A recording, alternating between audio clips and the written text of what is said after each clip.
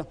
Et je me retourne un tout petit peu du côté de M. Siressi. M. Siressi, DG de Bichri Technologie, je le rappelle. Et je rappelle également que pour la première fois en Afrique, c'est bien de le rappeler, grâce à Bichri Technologie notamment, vous pouvez suivre en direct, en live streaming donc, et en HD, l'ensemble des activités de la Foire internationale de Dakar 2018 via le net, ceci de 9h du matin à 22h sur youtube.com.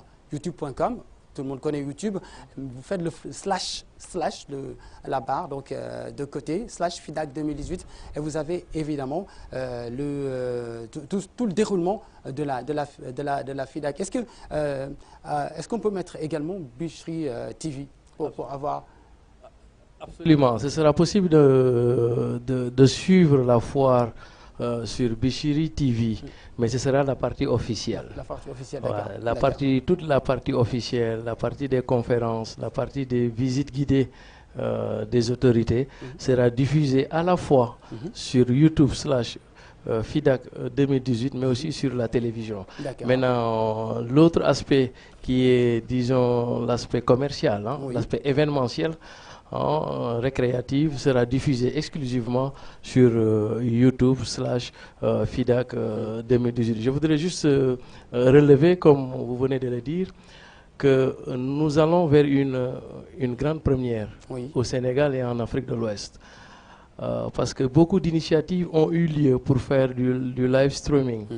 Mais malheureusement, ces initiatives n'avaient pas abouti parce que peut-être la technologie faisait défaut.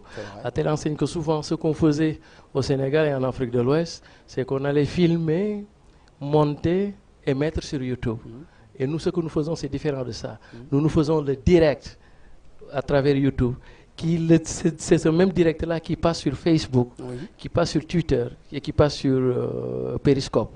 Donc, c'est pas produire, monter, mettre sur YouTube, mais c'est véritablement du live stream. Et c'est une technologie qui a été éprouvée aux États-Unis. Et c'est la première fois que cette technologie-là sera expérimentée en Afrique de l'Ouest. Et c'est le CICES qui aura l'honneur d'introduire, j'allais même dire, au Sénégal. Et je taquinais tout à l'heure le directeur général pour lui dire que désormais, même pour tout événement qui pourrait être organisé, le concept de e-événement, par exemple e-football, e-sabar, j'allais même dire, tout ce concept-là sera désormais introduit au Sénégal par le CICES. Ça veut dire qu'une fois qu'on aura fini de faire la e-FIDAK, la e-foire, jamais on ne fera plus les grands événements comme on les faisait auparavant. Tout à fait, tout à fait.